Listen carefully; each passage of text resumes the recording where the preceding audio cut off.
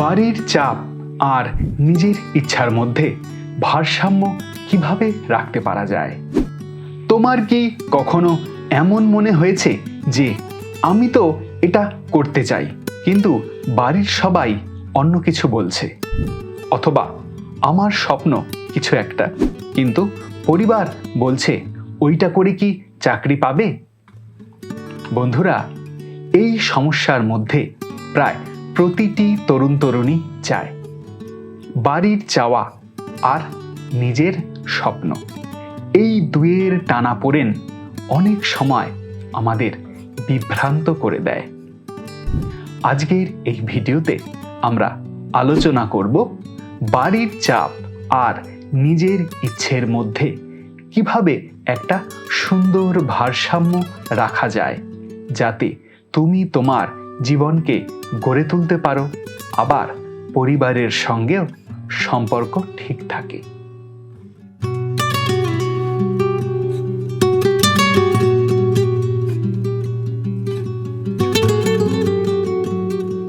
সমস্যাটা কোথায়? আসলে ভারতের মধ্যবিত্ত পরিবারগুলোতে বাবা মায়েরা চান তাদের সন্তান একটা নিরাপদ জীবন বেছে নিক, যেখানে চাকরি আছে, সম্মান আছে, সমাজে মুখ দেখানো যায়। তোমার স্বপ্ন যদি একটু আলাদা হয়, যেমন যদি কেউ গায়ক হতে চায়, বা কেউ যদি ব্লগার হতে চায়, কিংবা যদি কেউ একটি বিজনেস শুরু করতে চায়, তখন পরিবারের সকলে ভয় পায়। এই ভয় থেকেই তারা তোমার ওপর মানসিক চাপ তৈরি করে। এটা ভুল নয়, কিন্তু তোমার ইচ্ছাটাও সবসময় ভুল নয়। তাহলে সমাধান কি? চলো দেখি সমাধানের 5টি কার্যকরী টিপস। 1. নিজের ইচ্ছাটা আগে পরিষ্কার করে নাও।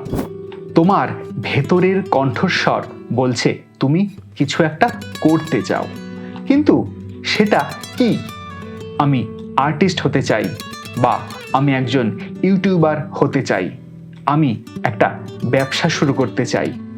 ঠিক কোনটা?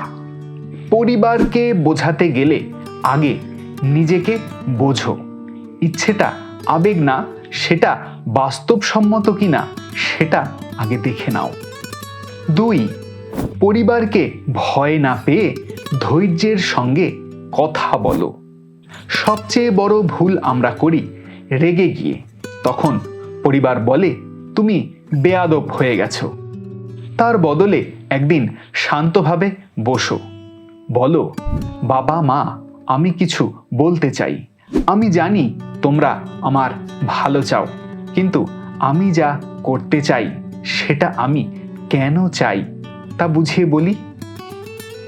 তুমি যখন যুক্তি দিয়ে ভদ্রভাবে কথা বলবে, তখন পরিবার প্রথমে না বললেও ধীরে ধীরে ভাবতে শুরু করবে। 3. একটা প্ল্যান দেখাও, শুধু আবেগ নয়।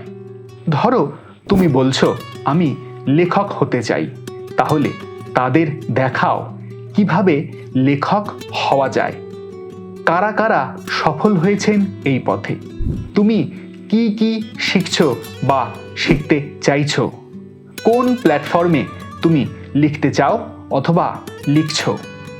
প্ল্যান দেখালে পরিবার বুঝবে তুমি শুধুই হাওয়ায় কথা বলছো না। 4. পড়াশোনা বা পরিবারের চাওয়াগুলো পুরোপুরি ফেলে দিও না।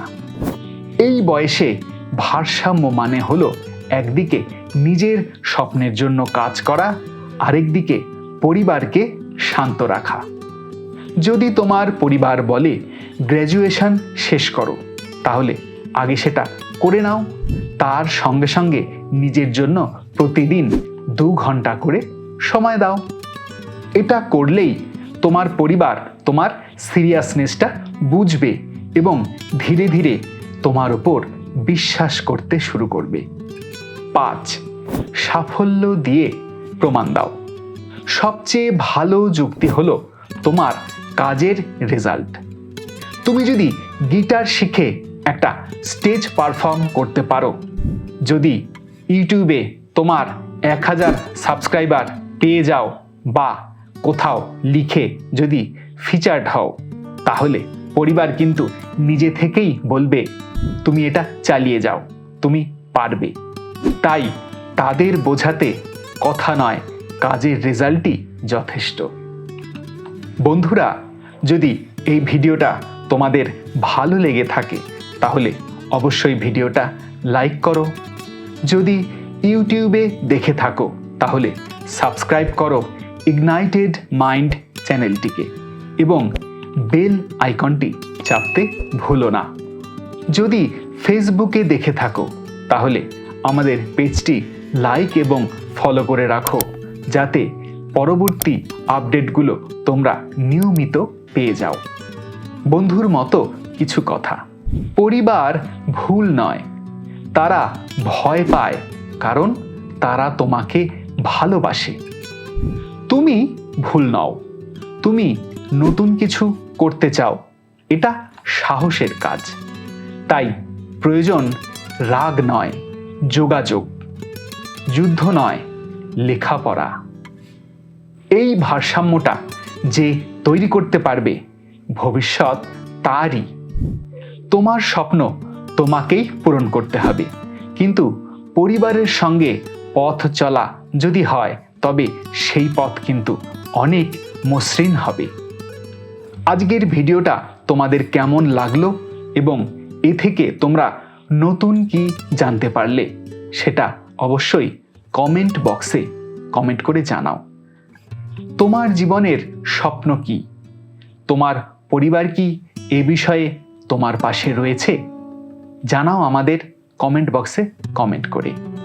আজকের ভিডিওটা এখানেই শেষ করছি। সকলে ভালো থেকো, সকলের স্বপ্ন পূরণ হোক।